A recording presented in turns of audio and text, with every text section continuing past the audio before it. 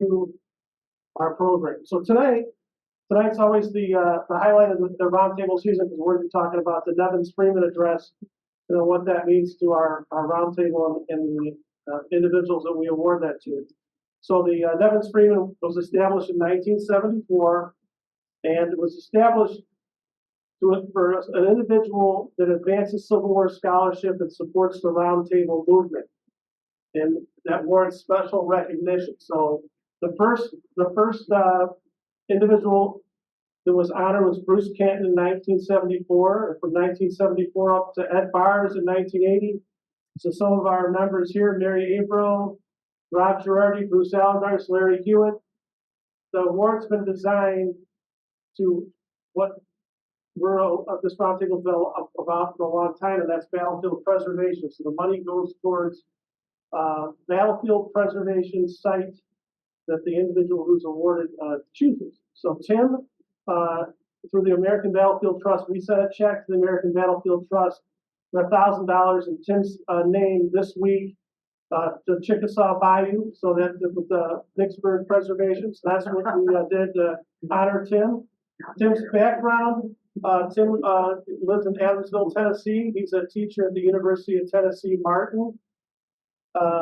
He's written 5 volumes on Vicksburg. That's been his most recent work. And also, he just came out with a new book on Albert Sidney Johnston, also that just came out recently.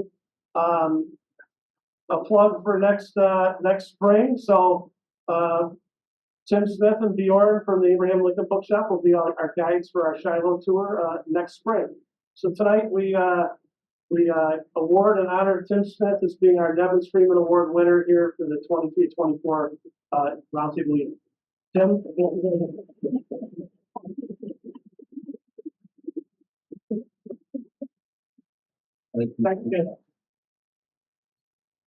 Thank you so much. I am honored to be here, but especially honored to be the recipient of the Nevins-Freeman Award. I've always heard of that, and when you're on the list with Bruce Catton and Bruce Allardyce, all of these, it's Mary. I think you're on the list. But thank you so much. I'm honored to be here, and I appreciate that suggestion. I really do. I think. So on that note, let's talk a little bit about Vicksburg. And we're going to talk about the Real Horse Soldiers. That is a takeoff, of course, on the movie Horse Soldiers. How many of you have seen the movie? Right? Almost everybody has seen the movie. Okay. The Real Horse Soldiers. When you, I want to scoot this up just a little bit. Is that okay? So I can see what I'm pointing at here. Oh, I got to turn it on. Okay. Yeah, that's going to work good. If you have seen the movie, don't take that as being accurate. It is not accurate by any means. We'll talk a little bit about that. There have been previous books on Grierson Trade, and I'm not one necessarily that normally hits other historians and says, they didn't know what they were talking about and all that kind of stuff. Anybody ever read Dee Brown's book on Grierson Trade? Several people have. Very entertaining book, right? Very, very well written, as you would expect from Barry My Heart, Wounded Knee, and all that kind of stuff. The history in it is a little suspect.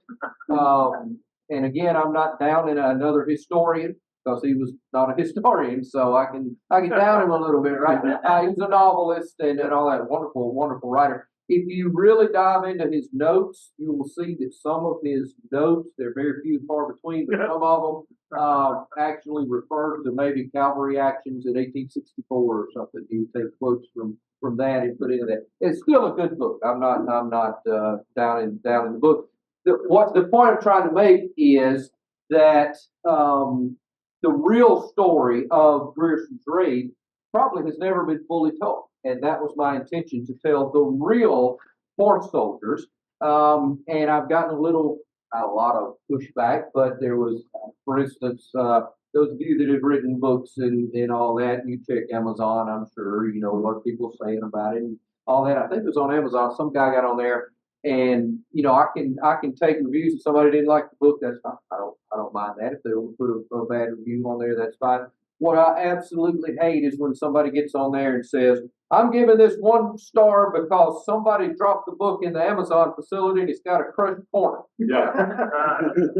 What's that got to do with my book? You know, why are you giving me 1 star because the corner of the book is damaged or something? But anyway, this guy got on there and he said, why does the author have to disparage and put down all the other horse soldiers, all the other cavalrymen in the war? And he thinks these are the only real cavalrymen in the Civil War. Nothing to do with that. It's the takeoff on the movie. And if you don't know what we're talking about on the movie, it's 1959, John Wayne, William Holden, the Horse Soldiers, which I absolutely love. I love the movie. You know, who don't love a good John Wayne movie? You know, well, I started to say John Wayne didn't make a bad movie, but some of those earlier ones. Seen the one where he's singing? They make him singing cowboy. Yeah. Anyway, the more modern movies, there's not a bad John Wayne movie. So I love the Horse. Really good movie, as long as you don't take it too factual. It's just not that accurate. And again, we'll talk a little bit about that. So that's the title. That's where we get the real horse soldiers. Talking about the movie. So, what is the raid? Those of you that may not be familiar with the raid, let me give you just an overview really quickly in terms of where we're going. Is that good, Bruce? It's a 2-week raid, April 17th to May the 2nd, 1863, which puts it square in the middle of the Vicksburg campaign.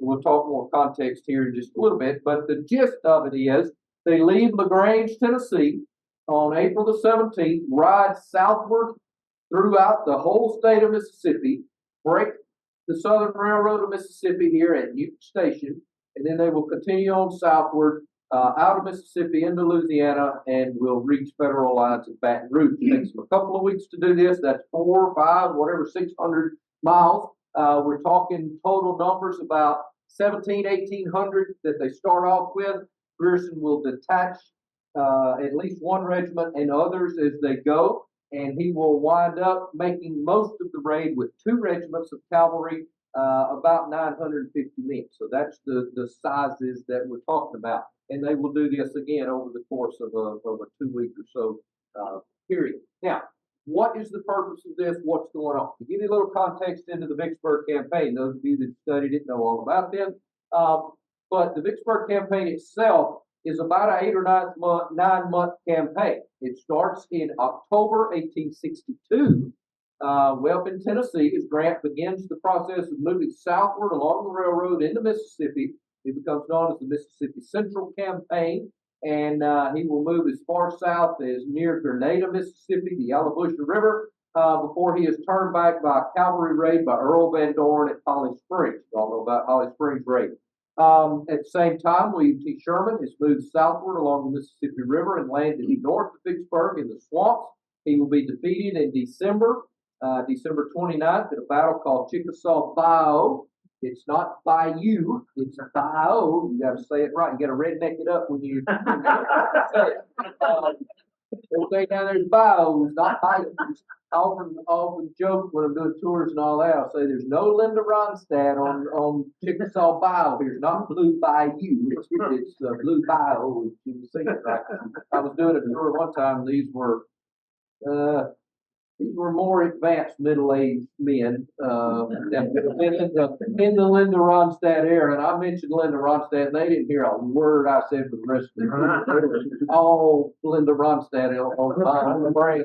But anyway, so I learned not to mention her anymore. Anyway, he is defeated at Chickasaw Bayou and will be turned back. By that time, the year has turned and the rains have come and the rivers and the bayous have started to fill with water, and Grant, as a result, has to go waterborne, basically, and there will be a series of waterborne attempts to reach Vicksburg. For instance, he will try to cut a canal across the peninsula here at Vicksburg. That will fail. He'll try to move through Lake Providence, west of the Mississippi River. He'll cut the river levee at Moon Lake and try to move through Yazoo Pass and the Coldwater River, the Tallahatchie River. He'll be stopped at Fort Pemberton in what becomes known as the Yazoo Pass operation. He'll even try to move up Steele's Bayou to Black Bayou, Rolling Fork, all of that, Deer Creek, to get into the Yazoo River above the defenses at Vicksburg. All of these will fail. A series of 6 attempts to reach Vicksburg, just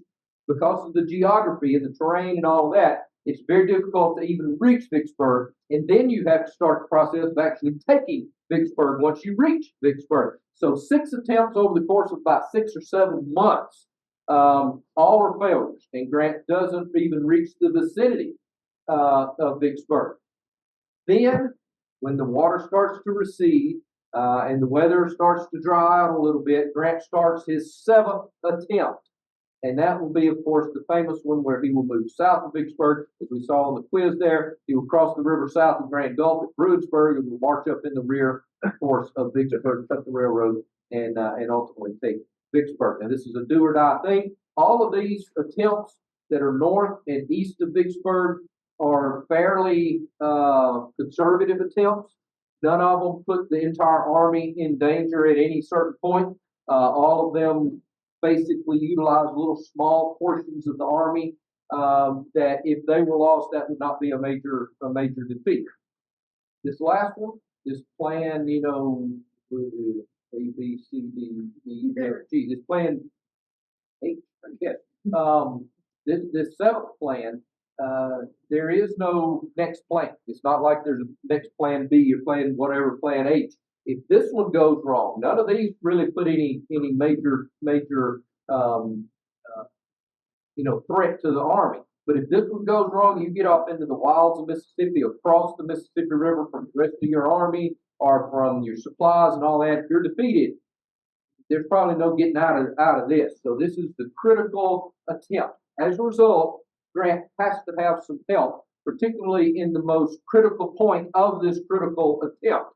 And that is crossing the very wide Mississippi River at Bruinsburg. And as a result, if there's opposition up there and the movement is stopped, he's in a mess, right? 1 foot, on each side of the Mississippi River. As a result, he needs diversions. He needs attention taken elsewhere. And to do that, he will offer a series of diversions, all of them to the north and the east of Vicksburg, which the Confederates, of course, are in Vicksburg and Jackson.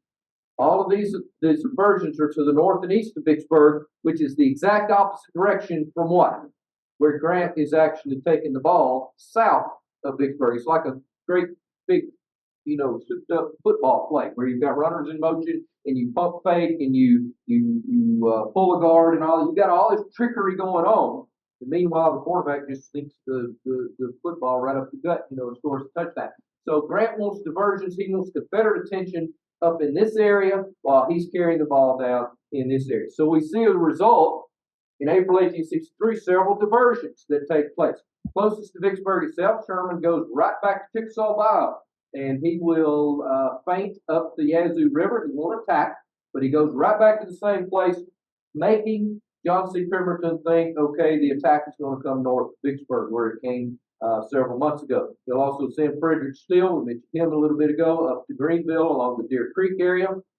Up in northern Mississippi and Hurlbut's 16th Corps area, we get some major movement. One is the Able Straight Mule March. Y'all familiar with the Mule March? They place infantry on mules. Doesn't turn out very well. They move across Alabama into Georgia over here, where the force will capture them. Doesn't do a good thing. Doesn't do much for the effort. But what it does do, it draws Confederate attention, high command attention, this direction to the northeast portion of Mississippi and northern Alabama. At the same time, we have Bryant, Smith, and these others moving out of Grand Junction and Memphis into the northwestern portion of Mississippi. So attention here is brought to the northwestern portion of Mississippi, the northeastern portion of Mississippi, and down the seam, right in the middle between where the Confederate attention is diverted, moves Benjamin Grierson in what will become known as Grierson's raid. So in actuality, some of these are diversions to the diversion that is Grierson. So we've got diversions to Grant, moving south to Vicksburg, but the diversions also have diversions to them. So a lot of trickery involved, a lot of sneakiness and all that. Now, the net result of this is that John C. Pemberton, who is the commander of the Department of Mississippi in East Louisiana, east of the Mississippi River, headquarters in Jackson, His head is spinning on his shoulders. There are Federals everywhere. Yeah, he knows about Grant moving southward in Louisiana, but that's somebody else's department. You know, we're not worried. There's a big river between us and them. We're worried about tangible things in our own department here. He's got Sherman here, Steele here, Grierson that he hears about pretty quickly here. All of this going on with dodging those mules and all of that, the efforts here. Everything is going on, and there are Federals coming at him from every single direction, and his head is spinning on his shoulders. He doesn't know where they're coming from next and where the real threat is. I've often said, if you really want to capture this, somebody should create a John C. Pemberton bobblehead dog.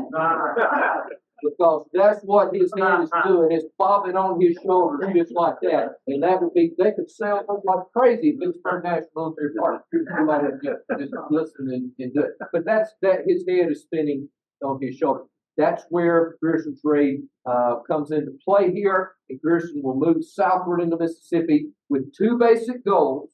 Go ahead and talk about the goals. Number one, he wants to reach Southern Railroad of Mississippi somewhere around Meridian or Newton, somewhere in this area, to break that railroad. By this point in the war, this railroad, the Mississippi Central, has been locked off about here. You can't get out. It's been locked off down here. Can't get to New Orleans. That's in Union hands. The only way to get supplies, communication, messages, all of that, in and out of Vicksburg is along the Southern Railroad of Mississippi. So if it's broken, Vicksburg's cut off. And so that is one goal of Grierson. The other goal, more important than that, they do break the railroad. We'll talk about that. But the Confederates have it up and running within a week or so. More important than that, Grierson wants to pop out on this railroad and basically say, hey, everybody look at me. Here I am. Come get me. Because why? This is east and north Confederate detention area, the high command, while Grant is moving southward. And they so plan this that the idea is to take Confederate attention to the north while Grant is slipping across the river to the south. And it works perfectly. We'll talk about that as we get in. So these are combined operations. Normally you talk about, combined arms, combined operations, the Navy and all that kind of stuff. They're very much coordinated. We call these coordinated operations. They're very much coordinating them as they go forward. So who's on the raid? Let's talk about the participants just a little bit. This is Colonel Benjamin Grierson, heavily bearded. Why? We'll do trivia. Anybody know why? Or so it said why? He was kicked in the face by a horse as a child. He had a bad scar, so he wore a heavy beard. Now, some have taken that to mean that he hated horses, does not like horses and all that. If you don't like horses in the 19th century, you're a freak. I equate it to probably, I don't want to get too personal here or anything, but if anybody's ever been in a car accident or something, and you may be, a little bit leery about driving or something like, you understand kind of the concept. We don't stop using cars, but we're a little more careful, we're a little more leery. He doesn't stop using horses, but he's a little more leery around them and all that. So he doesn't hate horses, but he has been kicked in the head by one. So that's gonna make you careful around them. Now, Grierson himself, he's an interesting character. He is actually a musician. Got any musicians in here? He can't make a living in Illinois in the 1850s teaching music. That's something that you make a lot of money doing. So he has to be he is a storekeeper. He goes into dry goods store business. But he's a musician at heart. He's theatrical. He's a performer, and we're going to see several pieces of evidence of that as he goes through even on this raid. Unfortunately, the Panic of 1857 dooms his store, and as a result, he is not able. He goes out of business, loses everything he's got, to the point that he has to move. This is in Meridosia. Y'all know where Meridosia is. Am I saying that right? Meridosia. He has to move back in with his parents in Jacksonville. Both him and his wife and two boys. Now, we hear a lot about the millennials, they're moving into the parents' basement, all that kind of stuff, which, that's one thing, and there are always different circumstances, and sometimes it may be needed, sometimes it may not. You're not moving into the basement. I say that, and I'll come back and we don't have a basement, but you can have your own room. The point is, if you're 30-something years old with a wife and two kids, and you're so down and out that you have to move back in with your parents, something catastrophic has happened, and that's what happens to Grierson here. Now, here's another life lesson though. Never give up because you never know how things might change just like that. You never know what's going to change. Within 2 or 3 years of that, or well, 3 or 4 or whatever, he's a hero. His face is plastered on the front of Harper's Weekly because of large part of this raid, and then promoted to the brigadier general. What changed? Well, obviously something changed. He, that's just like the army, just like the federal government put somebody who doesn't maybe like horses into the cavalry, right? That fits perfectly. But he's very good at it, and he works, and he becomes a hero. Not so much different than Ulysses S. Grant, right? What happened to Grant? Where was Grant on the eve of the Civil War? He was working at his daddy's dry goods store in Galena, Illinois, right? Down and out, couldn't keep the job, couldn't supply, fund his family and all that kind of stuff. But he kept on. 3 or 4 years, he's commanding the Union armies. 7 years as president of the United States. Things changed, right? Things changed a lot. So, it's that old graduate school, several of you know, Mary's been graduate school and all that. The old question, do great events produce great men? And well, people, when I say men, I'm not chauvinist, I don't mean males, I mean mankind kind of thing. Do great events produce great people or great leaders, or do the great leaders produce great events? Which is it? Obviously, it's both, right? You can think of a Grierson. Your internet connection is unstable. Is that all right, Bruce? It always is.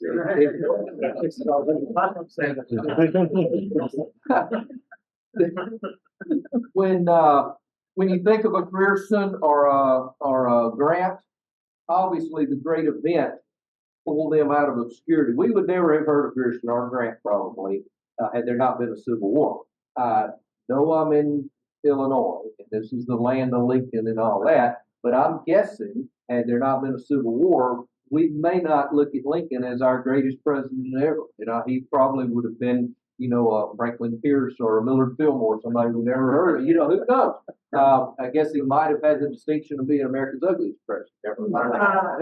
But no offense, Mr. Lincoln. But at any rate, you see the construct here. On the other hand, the great men or great people sometimes do make the great events.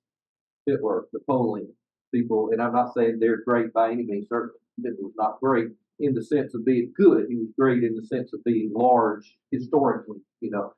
So it's either way. But that's a little bit into Grierson and kind of what he's got going on. Now, who else is on the raid? There are 3 cavalry regiments that participate in the raid: the 2nd Iowa, as well as the 6th and 7th Illinois Cavalry. Senior Colonel, below Grierson of the 2nd Iowa Cavalry is Colonel Edward Hatch. Anybody know anything about Edward Hatch? He's an interesting character. There's a little bit of not necessarily back and forth animosity or anything, but Hatch thinks that he should get a little more credit for this. In fact, Hatch thinks that he should command the raid. Commanded the brigade before. He's commanded Grierson before, but Grant basically says, I want Grierson to command this raid. In fact, Grierson is back in Jacksonville, Illinois, up until like a day or so before the raid. They want to time this just perfect with Grant's crossing, all that kind of stuff. And so Hurlbut sends Grierson a message to Jacksonville, get back to the army now. And so he moves quickly, railroads, steamboats, all that, arrives within like 3 or 4 hours of when the raid is leaving on April the 17th. Had he not reached it, we would know this as Hatch's raid. Whether it had been successful or not, I don't know. Hatch would have done it the way Grierson did, but we could have been talking about Hatch's raid. He gets a little miffed that he doesn't get the credit that he deserves, that Grierson got the promotion and all that. At one point, Grierson also kind of hangs him out as bait, and he doesn't necessarily appreciate that either, but we'll talk about that in just a second. The commander of the 7th Illinois Cavalry is Colonel Edward Prince of Quincy. Anybody know Quincy? Anybody from Quincy or know anybody down there? There's a little bit of animosity there as well. He does a couple things. He thinks he should get a little more credit, but Grierson gets all the credit. Grierson becomes the brigadier general. Prince doesn't get anything. He's a colonel. So that's Edward Prince. Oh, Reuben Loomis. Anybody know anything about Lieutenant Colonel Reuben Loomis of the 6th Illinois Cavalry? Grierson, of course, is colonel of the 6th Illinois Cavalry, and when he is booted up to brigade command, the lieutenant colonel takes command of the regiment during the raid. And Lieutenant Colonel Loomis will be kind of Grierson's right-hand man a little bit as he's moving through this raid. A couple of interesting things about Loomis. He doesn't survive the war. He survives the raid, but he doesn't survive the war. And the story goes, I'm paraphrasing here, but he gets into an argument. He's later promoted colonel of the regiment, 6th Illinois Cavalry, and he gets into an argument with his major, and the major basically says, if I had a gun, I'd shoot you right now. And he takes his gun, and Loomis does and hands it to him and says, well, you got a gun now. And he shot him. Don't ever give somebody a threat to kill your gun, I guess. You know, I don't know. That actually happens on several occasions. We all know the story of Jefferson Davis and Bull Nelson in the golf house in Louisville. But there are other occasions when Union officers get into it. One of them kills another. It's amazing. I'm sure it happened on the Confederate side as well. The other interesting thing about Reuben Loomis is his medical condition during the raid. So, wonder he survived the raid. Because this is one of those aha moments. I'll talk a little bit more about the research as we go along. But I was sitting in the National Archives looking at his compiled service records, medical records, and all that. And immediately when they reached Baton Rouge, he is given a medical leave, not discharge, medical leave. And the doctor that examined him wrote on his medical form, giving him the leave, suffering from an acute case of hemorrhoids, exacerbated by 2 weeks and 600 miles on the back of a horse on the said raid just finished. So you can probably imagine what he's going through. So he got to leave out of this. Okay, so that's Reuben Loomis. Those are the commanders. There's some 1,700 cavalrymen as well. I love this picture. This is not a trooper that went on the raid. I think this guy's name is Carnes. He actually died in 1862, but this is a good rendition of what the troopers would have looked like mounted, with sword and blanket, saddle and blanket or saddle blanket, all that kind of stuff, bedroll, all that. Just a cool picture, just to give you an idea of what they would look like. Also along on the raid is an artillery battery. Well, it had an artillery battery. This is Company K of the 2nd Illinois Artillery. Most time when we think of artillery batteries, we think of 6-pounders or 12-pounders or maybe even 24-pound howitzers, big guns, and all that. These are little bitty pop guns, 2-pound Woodruff guns. You ever heard of a Woodruff gun? You know what that is? They shoot little bitty steel balls. I mean, just little bitty pop guns. They're very light. You can actually pick them up and move them. You know, they're very light, very easy to move. This one is in somewhere, I don't know, I forget the name of the town. It's somewhere near Jacksonville, but they've got one like on their square. And there are not many of those left around. I made a picture of that one there. So the commander of the battery comes in handy several times throughout the raid. Is a Methodist minister. He's like 60 years old. So Jason, I think his name is Jason Smith. So that's who's on the raid. I think it is also important, however, to distinguish who is not on the raid. There is neither a Colonel Marlowe or a Major Kendall on the raid, and John Wayne and William Holden, neither one are on the raid. Of course, it's still a picture from the movie. And again, I won't talk just a whole lot about it. I'll point out a couple of inaccuracies. I love the movie. I take it for what it is. It's entertainment. It's not history. And so as long as you don't, take it for something that it's not, I think it's fine. I always do remember we were talking about Ed Barson, the quiz thing though. I always remember the Ed Barson quote. Apparently, he went to see it in 1959 when it came out, probably in Vicksburg, Mississippi, or theater, whatever. And I think his exact quote was, "I would have gotten up and left had I not been courting my future." He was on a date. He couldn't leave in the middle of the movie on a date. So anyway, that they were not there. Also not on the raid was a young lady, Constance Towers, who is still alive. And actually, some of the people, I think she still does like acting classes on stage, so lives in New York City, and some of, I don't know if y'all, Rob, if you ever talked to the New York City Roundtable, any of those, some of those folks up there actually know her or met her, up there, so it's very interesting. As far as I know, she did like Broadway and all that, but I don't know that she was in another movie. Sergeant Rutledge. Do that? Sergeant Rutledge. Okay, well, there you go, not as well known as John Wayne, obviously, but, the, I'm not gonna tell you what she's telling him right there. You had to watch the movie to get what she's telling him. But, the story goes, for those of you who haven't seen the movie, the story goes that as they're moving southward through Mississippi, they get to her plantation house and they're eating dinner there, and, she overhears their plans. And so John Wayne has a choice to make. Should I just kill her? Or, he's afraid she'll tell what their plans are. He can't kill her, of course, so the other option is to take her with them, and so she and her slave Lukey go on the raid with them, and eventually, of course, she and John Wayne fall in love, and that's, you gotta have a love and all that totally inaccurate. There was no blonde on the raid, nothing like that. That's all Hollywood fabrication.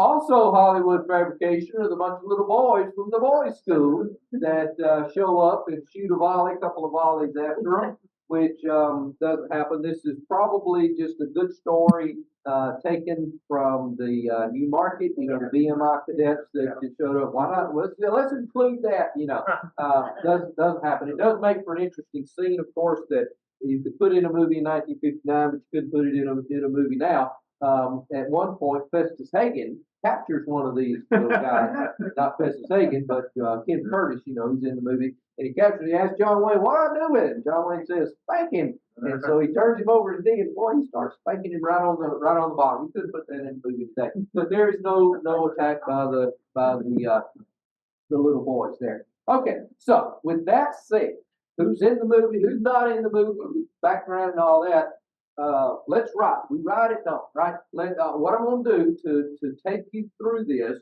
I'm going to give you a series of maps like this. All these are maps that are in the book, but they've taken the route. If we go back to the first map here, we're going to take a section at a time, like from here to maybe here, like 2 or 3 days, and then another section to here, and then another section to here. We're going to take it by section and talk about what happened. I'll give you the major highlights, the maps and all that, and then I'll show you a few pictures of some of the things that I've talked about, but we'll make our way on the raid, so saddle up, cinch up your horses, get ready. We're fixing to ride 600 miles in the next 15 minutes or so and raid through Mississippi. Okay, to start, you see April 17th through 19th. We move southward through LaGrange, Grierson. We'll move down toward the Tallahatchie River. You see the Tallahatchie River here. And this is nothing new. Raids all the time from the Mississippi border, the Memphis to Charleston Railroad to the Tallahatchie River. Both sides raided into this no man's land. That was common. So as the Federals move into here, the Confederates think, oh, this is another raid. When it gets serious is when they move south to the Tallahatchie River and on southward into Mississippi. They're not too upset at this initially. Grierson will camp the first night of the 17th at Ellis Plantation. You see when you see the little camp tents, whatever here, that's campsite. Now I'll go ahead and tell you a little bit about the research for this, how I found the basic route, and I do tours of Grierson Grade with Blue Gray Education Society. If you're interested in this, you can go on an actual tour. I found as much as possible of the old road networks and all that, mainly because Grierson gave us 2 very, very important pieces of information. Number one, he told every town that they went through. So, for instance, you see here, they moved through, well, back up one. They moved through New Albany, and then they moved through Pontotoc and all that. So he told us the towns they moved through, the road systems, you know, connected to and all that. And then here's the key. He won't always go by just because they moved through Pontotoc, and take that as where Pontotoc is now, because towns tend to move down in Mississippi. I don't know about Illinois, but towns tend to move, especially the smaller ones, you know. And there are numerous examples, Montpelier, Union, several of those are a mile or 2 away from where they were in 1863. So if you go by where they are now, you may be off the right. So you got to understand where each town. Some of them are smack down where they were then. some of them are not. The other piece of information that he gave us every night was the plantation that he stopped at. And he will give us the name of the person, a little bit of information at times. And so I spent a lot of time on the whole route. I researched the whole route, going to county courthouses, looking at deed records. And so, for instance, in Tippah County here, in the courthouse, I found deed records, Ellis's plantation. And you look up in the indexes, Ellis and J.J. Ellis and all that. And he didn't live here. He lived over in Boonville, I believe he's a doctor. But he owned the plantation out here, and you find the deed records in the township, and the range, and the section, and all that, and you pinpoint. And lo and behold, it's right on the route where Grierson said he went, and so you can pinpoint exactly where these plantations were. In most cases, there are a couple of places. As I was told in the courthouse, we don't have deed records back that far because basically the best way to spring your cousin or your brother or whoever got in trouble and murdered somebody. Best way to get rid of evidence is just to burn the courthouse. Of course, you're taking a lot of records with you when you do that, but that happens on occasion down south. I don't know in Illinois or not, but there are courthouses that don't have records back that far. The vast majority are able to find township, range, section, all that, exactly where these plantations were, and that's just fun. That's like a treasure hunt. I just love this kind of stuff, and I'll show you some evidence of that as we go forward. Okay, so spend the night at Evans Plantation. The next day they moved through Ripley. You see they divide into three different columns here, and that is because he is reaching the first major impediment that tripped him up, and that is the Tallahatchie River. You see the Tallahatchie River here, the headwaters here, various branches come together around New Albany, and then this Tallahatchie River moves over. As it gets on over into here, it will move southward in the Mississippi Delta. But this is up in the hills in the headwaters area. You've heard of the Tallahatchie River. This is the same Tallahatchie River that Billy Joe McAllister jumped in. Remember that? 3rd of June, Bobby Gentry. Yeah. Of course, that's fictional. This is also, you Chicago people will definitely know this. This is the same Tallahatchie River that they dumped the body of Emmett Till in 1955 and sparked the civil rights movement. Of course, all that was down farther south in the Mississippi Delta. Same Tallahatchie River. It turns out that although there was a little bit of skirmishing on a couple of these fronts, there's no major confrontations, and Grierson's able to get across all three areas very quickly. The idea was that if two were confronted or whatever, maybe one could get across and could outflank, the next one or whatever, and everybody could get across. But there wasn't much opposition whatsoever. So Grierson will continue to move southward, camp that night at Sloan Plantation on the 19th.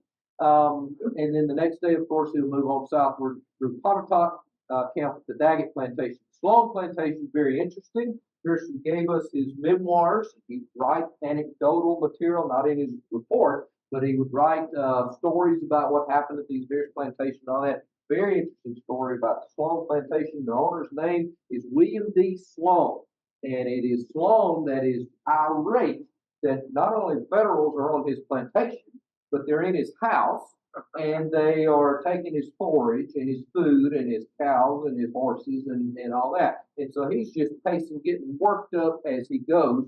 And Grierson is describing this, he's just getting worked up more and more during the night as we're all here. And finally he declares, he says, well, thank the Lord at least that you didn't find my horses and mules. I sent them way off into the swamp, and you'll never find them.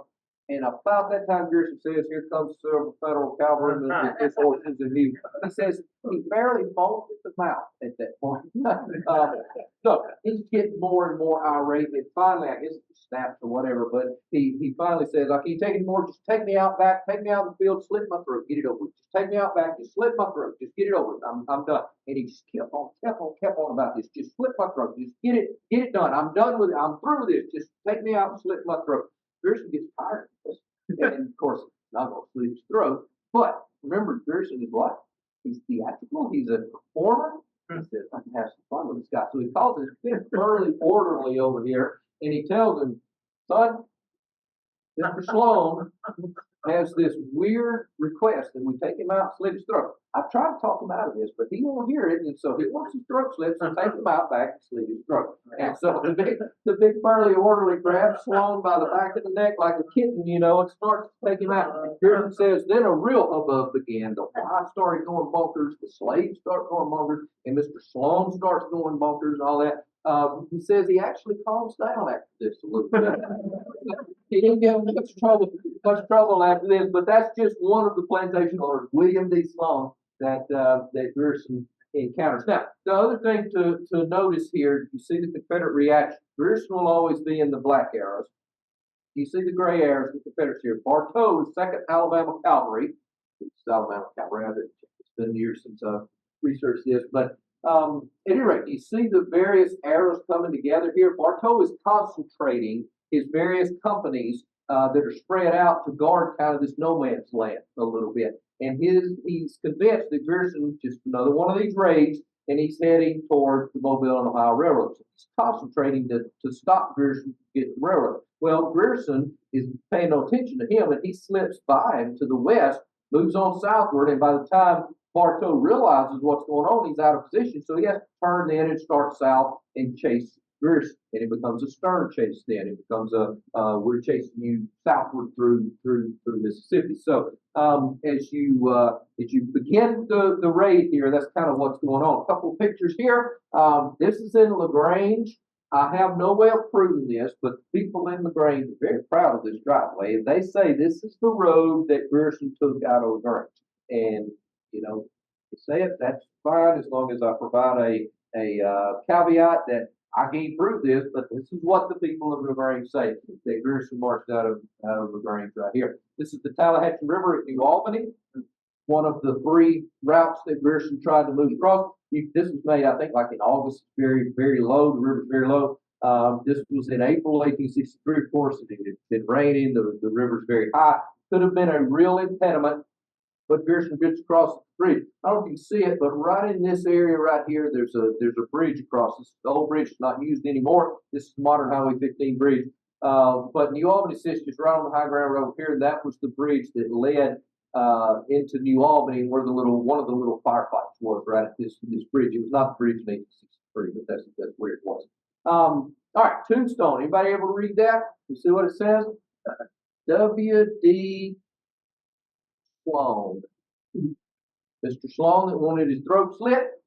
As I was researching, found where his plantation was, right there where Grierson said they moved through, all of that on the township, the range section, all that kind of stuff. Nearby a local church cemetery, lo and behold, there's Sloan buried right there. To find something like that Grierson told us about him, and then you find him right there in the local cemetery. Just that I don't know about y'all, but that kind of stuff amazes me. We do know that his throat was not slit that night. If you read the death date, you can see it's not April the 18th, 1863. It's actually, I can't read it, but it's 1867. So presumably, sometime in 1867, he told somebody to slit his throat. But he did it at that point. I don't know if that's what happened or not, but that's the Sloan that Grierson told us about, and right there along the route. Okay, let's continue on. We see this as the detachments as we move southward from Daggett's plantation, south of Pontotoc. Grierson will continue to move southward here, but he will begin to detach various parts of his unit. One, he'll send about 200 or 300 broken down soldiers and horses and all that northward back through Pontotoc, back up to LaGrange, because he realizes these men are starting to break down. There's no way they can make the rest of the 500 miles or so. So we better send them back. They dubbed these the Quinine Brigade because they're getting a little sick. Grierson even here is thinking of diversion, and he tells Major Love of the 2nd Iowa Cavalry to take these guys back and do it in columns of 4. If you go back through Pontotoc, do it in a column of 4. Take one of the little 6 guns and make sure that you see tracks of it, because he's hoping Confederates will see this and think everybody has turned back. Now they can make it through Pontotoc, clear Pontotoc and all that through, move northward before Bartow gets on the route, and so they actually make it back, but Bartow does fall for the trick, and he'll continue to pursue Grierson, you see here. He'll also send a lone scout out to break the Mississippi Central Railroad farther to the west, but he will continue southward with all three regiments to Houston, and then he'll spend the night of, what does that say, the 20th, I believe, at Clear Spring at the Kilgore Plantation. Benjamin Kilgore is kind of a luminary in the area. He was a War of 1812 veteran. He was a lawyer. He was a judge. He was a state representative in the legislature. All of that. Owns a big plantation, and he'll tell us a good bit about Mr. Kilgore. Well, Bartow is right behind, continuing to catch up here. And the next morning, very early, Grierson will leave and move southward to this point. And here we have a fork in the road. Yogi Berra said, when you come to a fork in the road, take it. Okay. Which did Grierson take? Well, he takes both, right? We're going to talk more baseball here in just a minute. We're going to talk baseball. We're going to talk rock and roll music. We're going to talk a lot of stuff tonight. Anyway, we see the fork in the road here. At this point, Grierson says, okay, this is time for the major detachment. And he's wanting to go farther south, of course, and with two regiments, the two Illinois regiments, he will continue southward. But this is where he detaches Hatch, the 2nd Iowa Cavalry, and dangles them as bait, hoping the Confederates will think everybody went the left-hand route that Hatch takes instead of the right-hand route that Grierson takes. And so as Bartow continues on, he'll get to the fork in the road, and he will examine the sites. Now, to make this more believable, Grierson will say, okay, Hatch, I want you to ride over here and break this railroad and threaten Macon and Columbus and all that, and then go back to Tennessee. Hatch is like, well, it'll be part of the major grade. It should have been Hatch's grade to begin with. But Grierson said, no, I need you to do this. You're going to be the bait. To make it more believable, Grierson would say, I want one battalion of the Iowans to follow me southward on the Starkville Road, though. And then when they get 3 or 4 miles down, turn around and go back to the fork in the road. So it will look like what? Everybody started down this road, and then they caught better out, turned around, everybody came back to the fork, and then went this road. Right? And so all the tracks will look like that. He gives Hatch one of the little guns, so he's down to 4 now. And to make the trickery even better, when they get back to the fork in the road, they take the little gun and they wheel it around into the other fork. But they're so light, they pick it up and take it back. And they do it again. And then they pick it up and they do it again. And 4 times they make 4 tracks. So Bartow gets to this crossroads here, this fork, and he gets off, he's scratching his head looking at the tracks, and he's saying, I think they all started down this way. It looks like they all turned around and came back and then went this way. And look here, there are four different artillery pieces. They all went this way. By golly, we're going to go this way after them. And they take the bait. Bartow chases Hatch, and we'll catch him at a little place called Palo Alto, little church and cemetery, little fight there. Hatch holds his own with the little gun and the repeating Colt rifles that he has. And eventually he'll break the railroad around Oklahoma and then head back to West Tennessee to LaGrange. He'll make it back. What this does, though, it springs Grierson. All the Confederates go after Hatch. They take the bait. Grierson, meanwhile, moves southward, camped that night at the headwaters of the Noxubee River here, the swamp camp through Starkville, and he'll have no more opposition until he gets to Mute Station for that railroad. So this springs Grierson and allows him to move southward without anyone knowing. Okay, this is a little section of the road through the Kilgore Hills. It probably hasn't changed a lot since then. Of course, there's modern post over here, but that probably doesn't look a whole lot different than what it did in 1863. Anybody ever read that? What does that say? Benjamin Kilgore. The Kilgore Plantation, just like Grierson, and you can tell I'm fascinated by this stuff. Kilgore Plantation, this is back in, you talk about some of these areas, no cell service, none of that. I think I saw a pterodactyl fly out. It is way back in there. And you can tell it's not very kept up and all that. The plantation house actually sat on the next ridge over up until like the 1960s. The guy that carried me out here and showed me all this, we talked about, this was the way out in the middle of nowhere. This is where all the teenagers do whatever the teenagers do. But it's not standing anymore. But anyway, Benjamin Kilgore, Grierson told us about him, and that's what's still there. The fabric of the Grierson raid is still dotting the whole route. All right, this is the old Starkville, old Houston-Starkville Road. You can see it's just a dirt road out in the middle of nowhere, but it's significant here. Do you see this little swell kind of right here? If you walked up through that grass in those woods, you would see a perfectly defined road. This is the fork in the road. That this leads to Starkville, this leads over to the Mobile and Ohio Railroad, and it is right here where this fork in the road that Grierson makes the diversion, the attempt, the detachment, all that. This is where they took the gun and made the track, and then they picked it up, took it over here and made another track, and then another track, and another track, and all that.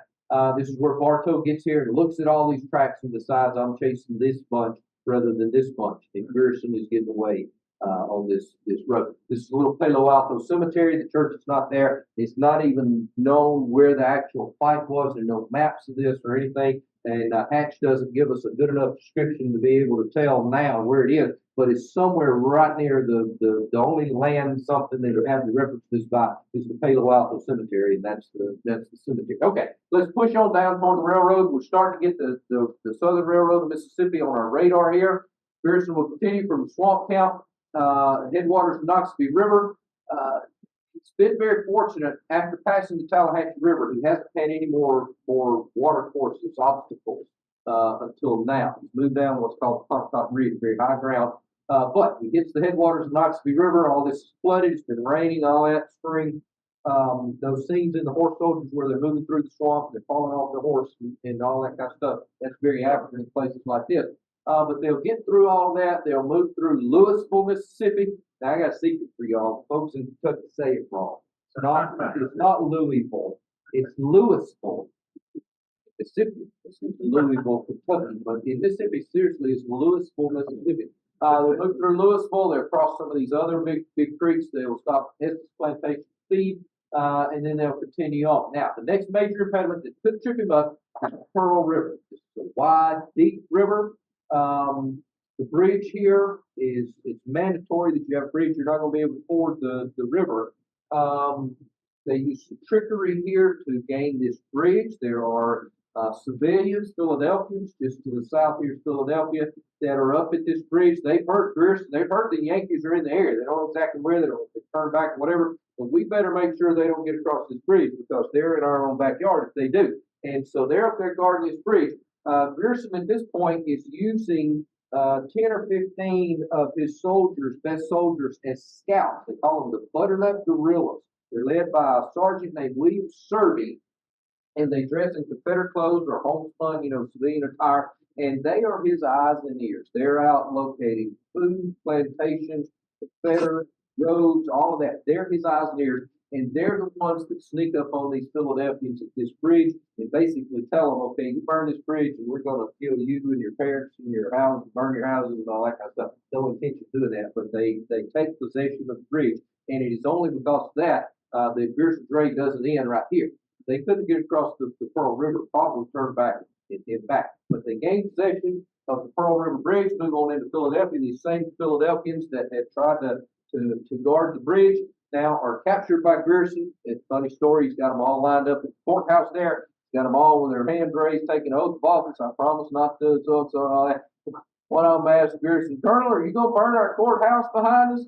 He says, no, my orders are not to leave anything in better condition than what I found it. So I'm not going to burn the dilapidated old courthouse.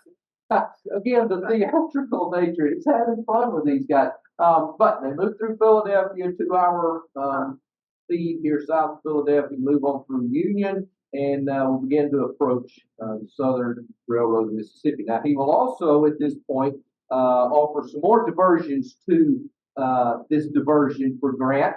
A couple of these will move over toward the Mobile and Ohio Railroad at Macon. One is Captain Lynch, just simply him and a private. They go over and turn, get right back to the column. The bigger, that really is a story in and of itself, the bigger detachment here is Captain Forbes, Company B, 7th Illinois Cavalry.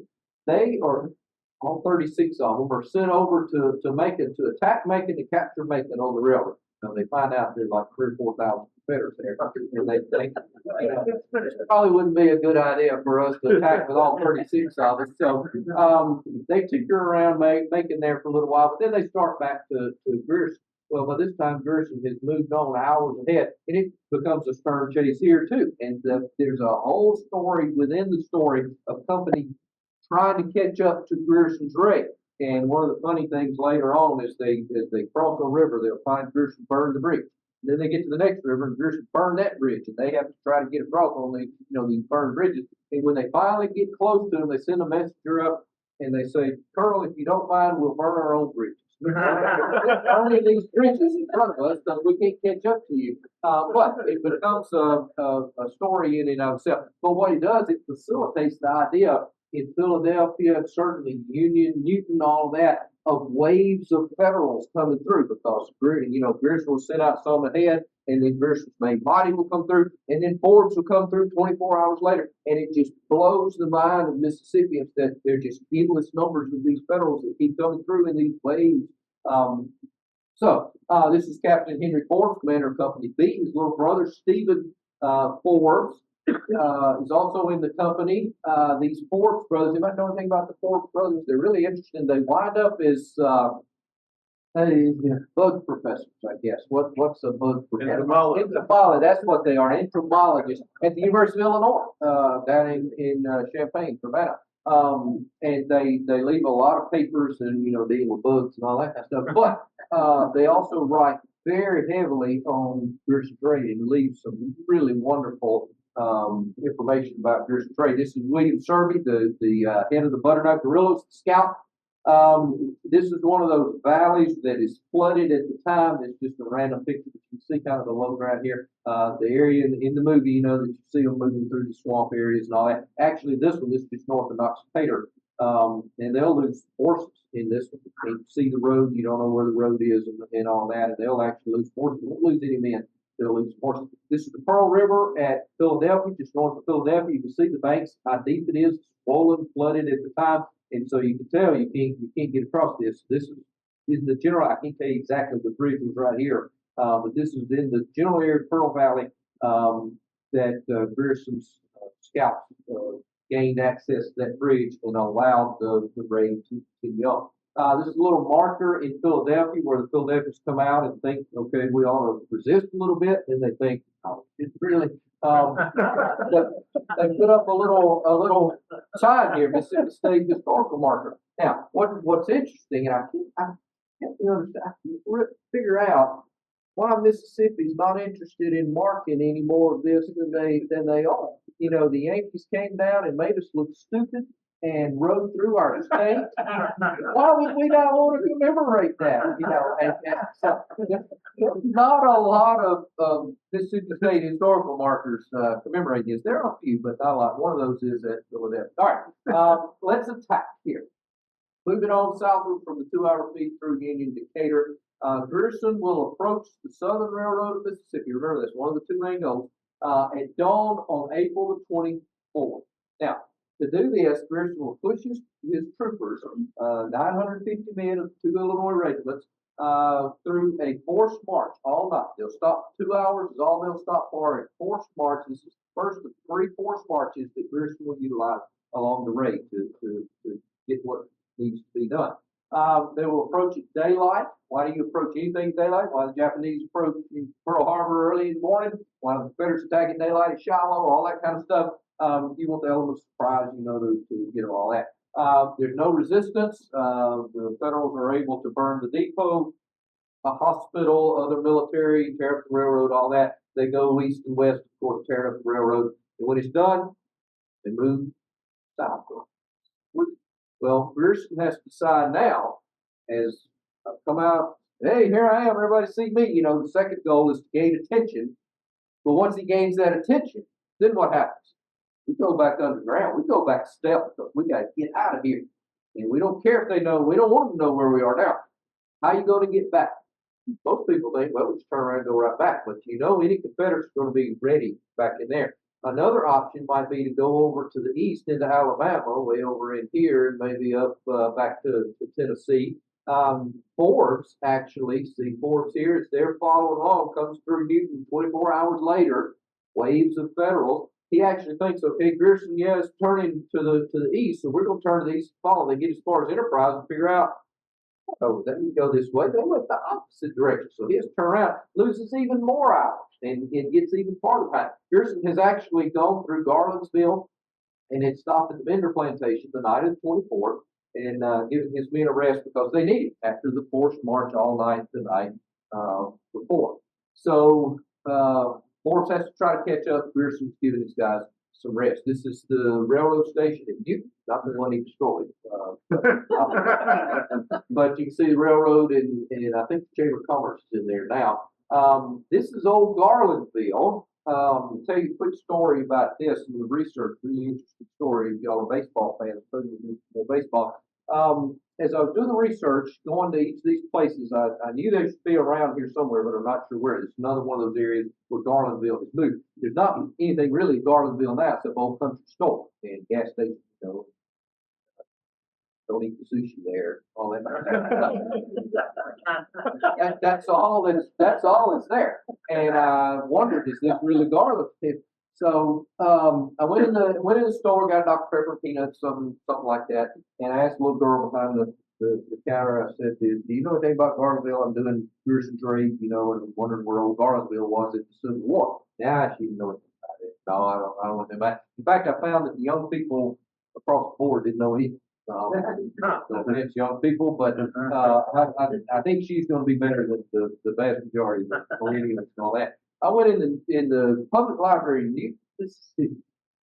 Public library in Newton, Mississippi, and asked them, I'm doing research in Grierson trade, got anything, history, all of that kind of stuff, and they looked at me like I had 2 feet. Grierson trade, you never heard of Grierson trade? John Wayne, horse soldiers? No, John Wayne, no, never heard of horse soldiers? No. Horse? You ever heard of a horse? Yeah, you've heard of a horse. Yeah. Anyway, the little girl behind the counter, no, I don't want to about Mr. Joe will know. I said, well, where's Mr. Joe? And she said, well, he sits out front. She went out front. No, Mr. Joe. Oh, there he comes. He's driving up there. Mr. Joe. So I walked over to Mr. Joe. You Mr. Joe? Yeah, I'm Mr. Joe. I said, you know all about the history? Oh, yeah, I know. Come with me. I'll show you where old Garlandville was during the Civil War. So he knew all about it. 80-something-year-old man. Actually, that's his house. Background. And he took me here, and he said, "This is Garlandville. This is where Garlandville was Civil War." So he's sitting in his truck there, old truck, beat up truck, and all that. And I'm standing there, you know, talking through the window and all that. And I notice he has a Vicksburg Pirates hat on. Like, Braves fans down in here. What you get? Vicksburg Pirates? He said, "Yeah, I played for the Pirates several years." I said, "Oh, huh? What?" And he said, "Yeah, I played for Pirates, played with Giants, I played for the Big Red Machine, Cincinnati Reds, Pete Rose, you got it. Well, what's your name?" "Joe Gibbon." You ever heard of Joe Gibbon? Relief pitcher. Pittsburgh Pirates, particularly the 1960 World Series. Wow. That's the Bill Mazeroski game, World Series. They beat the Yankees, and he was the 19th World Series. That's Joe Gibbon. He's telling me all this, and I'm thinking, so making this up. But he convinced me, and so he said, "Yeah, pitching World Series, Yankees, and all that." Just off the top of my head, I said, "Did you strike out Mickey Mouse?" He's kind of grinned and said, "Oh, I didn't strike out." Yeah, so went on. I looked him up for all that kind of stuff. Looked up the box score of the 1960 World Series. And I think in Game 2 or Game 3, he gave up a 3-run home run to Mickey Mouse. I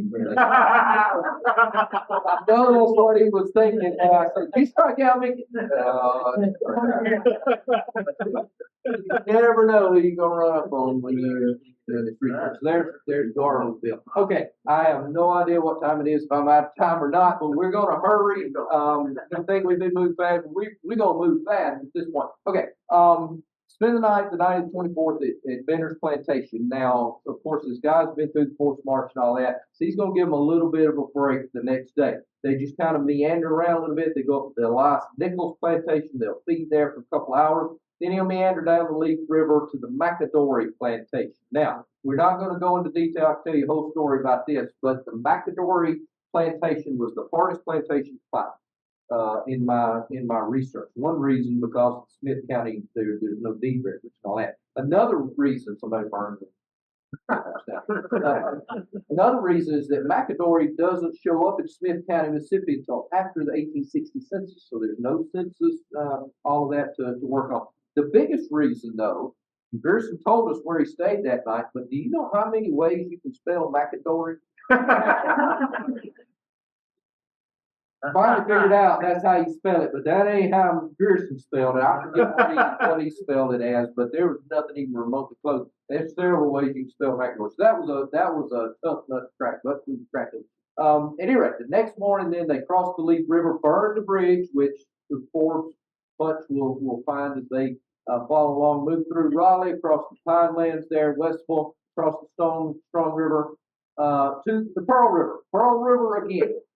Second time the Pearl River could trip up the rate. If they get caught in this bend, the Pearl River bends here through Jackson and it goes up to Philadelphia here. If they get caught in this bowl of the Pearl River, you can't get out. And then you got to, who knows what you'll do. The Confederates by this point realize that they're starting to move this direction. There are actually orders sent from Pemberton's headquarters in Jackson. Couriers on the way to burn the ferry at Georgetown. Burn the ferry. Well, Grierson realizes we better move fast. So he will send Prince, 7th Illinois Cavalry, on another forced march throughout the night, second forced march of the three.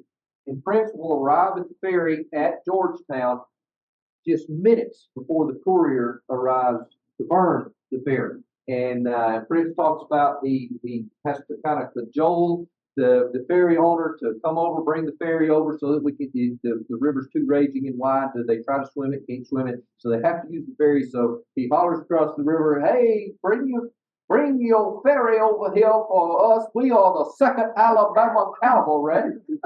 He says he uses his best Southern accent that he can to trick them into getting possession of the ferry, and then the main body, of course, moves on and gets across the ferry side. It's the second forced march. Now they move on through Georgetown, Hazelhurst. They'll reach the New Orleans-Jackson Great Northern Railroad here. They were forced to break it, spend the night. The next night, then on the 27th at Thompson Plantation near Gallatin. Now, what Grierson is doing, of course, he's moving westward, and he's keeping his options open. Then we'll go back through Alabama, and then we'll go straight northward. But he knows Grant is somewhere about across the river over here at Fort Gibson. We're getting close to that.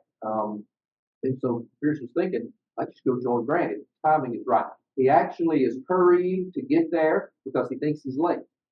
Fortunately, he's actually early. So as he's hurrying, he's a day or two early. Grant is not crossed yet because this is what, 27th? Grant crosses when? The 30th. And so he's a day or two early. And so he's got to kind of, it's like a running back. Y'all have football up here? Okay. Anyway, I love it. If you ever watched the play, it takes a little bit to develop, and that running back's got the ball, and what does he do? He don't just dive off in there. He kind of he waits a little bit, waiting for a hole to open up. Y'all know what I'm saying? Grierson is just kind of moving his feet, waiting for a hole to open up, waiting for something to happen, whether he's going to Grant over here or whether he has to move on southward to Baton Rouge, whatever. He's kind of waiting just a little bit to see what develops. Another interesting story research tell you just real quick. This is another one of those areas out in the middle of absolutely nowhere. I was lost, no cell coverage whatsoever. I was looking for the Elias Nichols plantation where they fed for a couple of hours. And so I passed this area, this house right here, the trailer, kind of the truck and all that. It looked uninhabited, but their guy and his daughter was out by the woods over here clearing brush. And so I thought, I was there and asked them, drove in the driveway, and they came over, and I said, this may sound stupid, but I'm actually doing research. I'm looking for the Elias Nichols plantation. Have you ever heard of that? Do you know anything about it? And he said, yeah, that's my great-great-great-grandpa. Like, really? Cool. He said, yeah, the plantation house there, right here where the barn house is. Nobody lives in there. They live over at Jackson. And just happened to be there cutting the grass that day. And he said, yeah, the plantation house there, right here. He said, you don't see his grave? He said, come on with me. And they walked down the hill, kind of through some woods. But ever read that? Elias Nichols. He told us about Elias Nichols, his interaction with Elias Nichols. In there, he is right on the right. He said, the Leaf River bottom. This is one of the Mississippi state historical markers out in, again, the middle of nowhere. I nearly stepped on a snake. This is the Leaf River, where I'm convinced they cross. You see kind of the charred timbers of this post down here. There's some other posts going on the other side of the river that's got like metal rods through it with circle with washers and all that. It's evidence of burn. This has got to be the bridge area that, now I'm not saying it's right here because it could have flooded and washed down just a little bit or something. Here's exactly what it was, but I'm convinced this is basically it. This is the Pearl River, Georgetown. You can see how much wider it is, and it was, by all accounts, a raging torrent. At the time, you couldn't even swim a horse across it. So much more substantial river here than even in Philadelphia. This is Hazelhurst, where they break the railroad again. This is the modern depot. One, of course, then was destroyed. But this yellow building back there is an extant 1863 building. It's a hotel. The furniture store now. But that was actually there during Grierson's reign. This is a funny story. See, May 7th, 1863. This is a Union private in one of the cavalry regiments. I remember 160 a lot of things. From Baton Rouge, Louisiana. He's riding his brother. Now, in doing the research, there was a significant dearth, not significant, there was a total dearth of diary entries. These guys are riding 40 miles a day on a horse. You think you're going to sit there and write a bunch in your diary after you kind of see your horse, you're feeding yourself, and all that kind of stuff. There's no diary entries, all of that. There are no letters that are written from the raid itself. And you just think you walk in the post office at Hazelhurst, Mississippi, Yankee, soldier. I want to mail this to my mama back in Illinois. You think the postmaster's going to mail that? But what they did once they got to Baton Rouge, there's a flurry of letters that went out. Everybody mailed home. Guess what we just did? Where I've been, kind of thing. And so this guy was interested. He's writing Baton Rouge May the 7th after they get there. But look what he's writing on to the New Orleans Jackson Creek on the railroad. He took some letterhead from the depot in Hazelhurst, Brookhaven, or somewhere, and he wrote his letter on the railroad. And that's just kind of cool. Okay, I promise we're going to get out of here. Hazelhurst here, they spend the night at Thompson Plantation. You can see Grierson, the black arrows here. He's that running back, just kind of waiting for something to develop. Over the course of, what does that say, 27th, 28th, maybe, 29th, 30th. You see he's kind of just biding his time a little bit. Hoping Grant, look, there's Fort Gibson right there, where the battle's going to be fought on May the 1st. But by the time we get to the 28th, 29th, he can't hang on any while longer. Why? Look what we're starting to see for the first time in a lot of maps. See that gray arrow right there? See those gray arrows? What are the Confederates starting to do? Starting to pinpoint and starting to locate. You can't just stop where you're at and wait, because they're gonna get you if you do. So he meanders down a little bit. He actually has to fight a little fight at Union Church, a little bit of skirmish cemetery there. Then he'll move back to the railroad and move down the railroad, burning the bridges and depots of Brookhaven, Bogachitta, and Summit. And we'll spend the night on the night of the 30th, Spurlock Plantation. This is Union Church. It was there then. That's the original church. The little fight took place at the cemetery. Now you see the marker here. There are some pock marks in some of the pre-Civil War gravestones. Like the death or Civil War, the skirmish. So, this is the Brookhaven depot, modern one, of course. This is the one at Summit. You see the marker there. Spurlock Plantation House, the only extant plantation house of all of them that's still there. And Grierson talks about stuff that happened there. Okay, let's get you out of here. As you leave the Spurlock Plantation on the 30th, or actually the morning of May the 1st, I guess, Grierson will move south. Look at all the gray arrows starting to I mean, they're coming from every direction. You got to thread the needle to get out of here. Grierson says, okay, I'm going to get the main road, and I'm going to make them think I'm going back over to hit the railroad. And again, trickery, we're going to move south. We're going to move across the Tickfaw River here, move southward, then recross the Tickfaw River and head sprint to Baton Rouge. The only place that's really going to be able to trip us up is getting across the Amite River here at Gravesville. We got to get across Williams Bridge, so we got to move. Any delay is going to be disastrous. Well, they get down to the main road here, and they find out their Confederates actually ahead of them, a place called Walls Bridge over the Tickfaw River. Grierson has an impetuous lieutenant colonel of the 7th Illinois Cavalry named William D. Blackburn that immediately orders an attack. Grierson would have done it a lot differently. He's done this through stealth the whole time. Blackburn says, attack. Well, it winds up in Blackburn's mortal wounding. Serby is wounded. A couple others are killed and mortally wounded. It's the biggest, you call it a battle. It's not a battle, but it's the biggest fight. Grierson very quickly brings what's left of the artillery up, and they shell the opposite bank and they get across. But they have to leave Serby and Blackburn and others in local homes because they got to get out of here. So he'll move southward, recross the Tickfall Alexander's Bridge, and move towards Williams Bridge. Now, for those of you that are rock and roll fans, any Leonard Skinner fans in here? Skinner fans? If you look right here where it says Walls Bridge, probably about in Walls Bridge, just within a couple of miles probably of the actual battle site, is the site where the plane went down in 1977. Remember, they were on the way to LSU to do a concert. The plane went down. Big memorial there and all that. Again, out in the middle of nowhere. There's Skinner Memorial. So when I take folks on these tours, that's something that these older than middle-aged men they're not interested in Linda Ronstadt. They'll be interested in Leonard Skinner. So it's nothing to do with Civil War. We go by the Leonard Skinner Monument, and they so anyway, that's the rock and roll part. Okay, so got to get across Williams Bridge here. They Mite River's too big, too wide to ford, but they're Confederates coming from every single direction. Well, this is the third of 3 forced marches. Grierson will keep his guys in the saddle for like 60 hours to get across Williams Bridge. They make it by a couple of hours. Had they delayed any more, Confederates would have held the bridge in force. Grierson probably couldn't have fought his way over. The raid might have ended here. Yeah, it did a lot. It took Confederate attention back there. Grierson or Pemberton's head spinning on his shoulders. He's totally consumed with Grierson while Grant's moving across the river. But it could have been right here as he couldn't get across the Mite River. But he makes it by a couple of hours. Then he heads on southward. There's nothing else to stop him. He'll come up actually behind some Confederates down along the Mite River that are watching the Federals in Baton Rouge. Their attention is faced to the south, and all of a sudden these Yankee troopers show up in behind them and capture them. And of course, when they're taken into Baton Rouge, they tell the Baton Rouge Federals, "You couldn't have captured. No way you go to capture." They haven't seen Yankees all the way from Tennessee to come up behind them.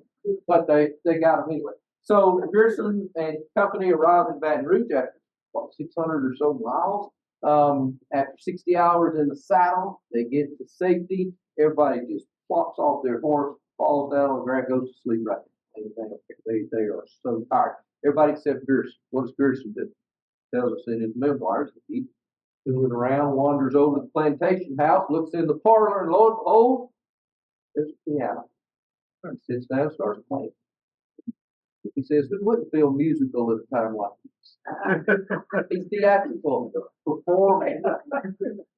All right, this is Walls Bridge. This is Tickfall River at Walls Bridge, where the main fight in the horse soldiers, the last fight where they blew up the bridge and all that, that's supposed to be close rendition to Walls Bridge. This is William D. Blackburn that's mortally wounded at Walls Bridge.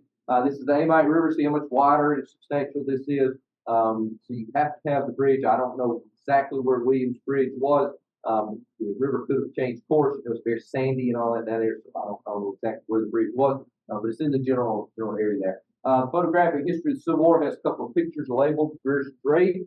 I have learned that the photographic history of the Civil War sometimes messes things up. Just because it's labeled that doesn't mean that it's that, but this is labeled Grierson's column, Grierson's grave, Grierson's camps at that route. Of course, Grierson goes on, remains in the Army, fights out west, Cochise and all that, is command of the 9th and 10th Buffalo Soldiers, 19th U.S. Cavalry, retires as a general, of course, Major General, you see there, 1911, I believe, is his death, buried in Jacksonville, Illinois. But what's significant about this picture, if you look right behind the tombstone, right over the trees there, look, I don't know, 600, 700, 800 miles, you'll see Mississippi, where Grierson gave the performance of a lifetime, the real horse soldiers. Thank you very much.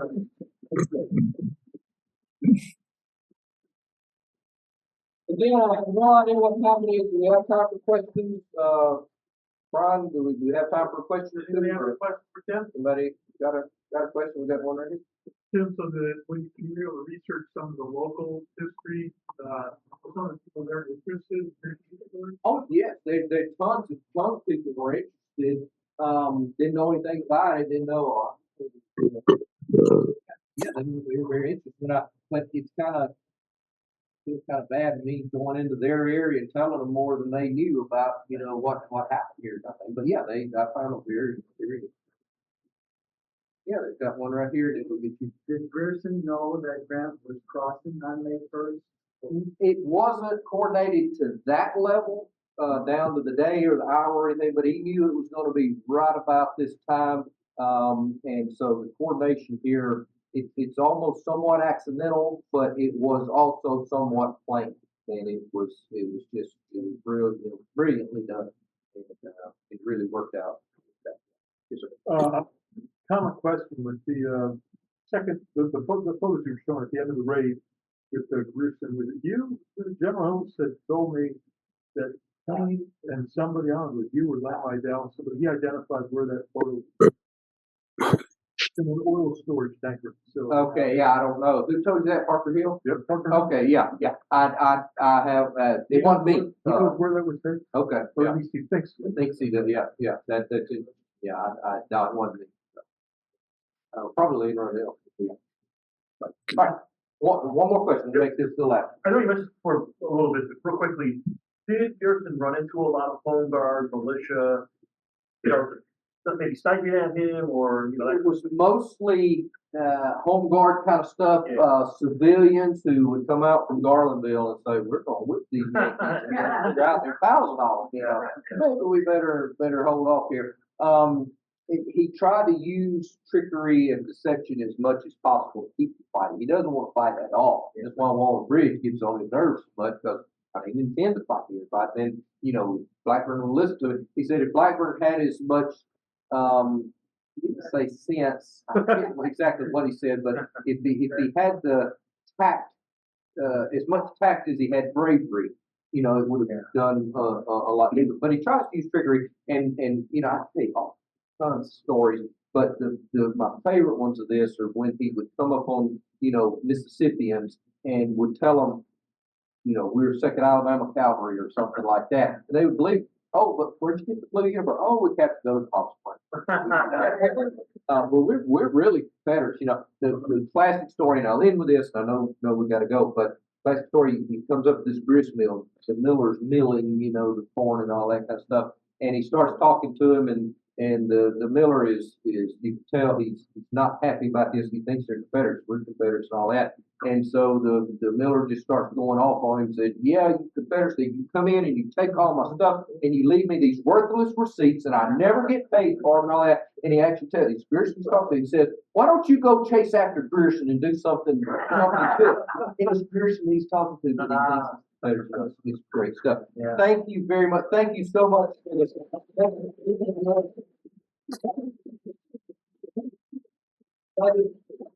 That's a real honor, and I can't thank you enough. I thank you. Thank you very much. Yes.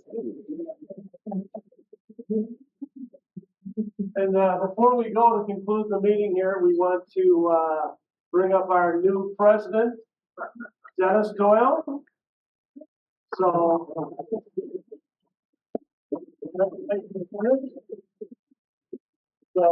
we'll just yell out, plug September talk, just say who's plugging in September. We're going to be here in September, and Bajorn will be our speaker. We had Jim Hessler, who was our licensed guy at Gettysburg, but unfortunately, he sent some bills he had to cancel, so we're going to have Bajorn. We got a great lineup like we had this year of speakers as well. And so September will be here before we know it, and we're going to have a great year just like we just had this year. So again, thank you all, and look forward to serving as president. All right, thanks, Dennis. Have a great summer. Thank you. That was bad. They're all in the. Oh, yeah, Bruce. August meeting. August 20th. Yeah, take care. I'm sorry, I forgot about that. Shane. So, and one more yell out announcement before everybody walks out here. 24th. The summer meeting is August 24th at Camp Girardi, August 24th, Saturday.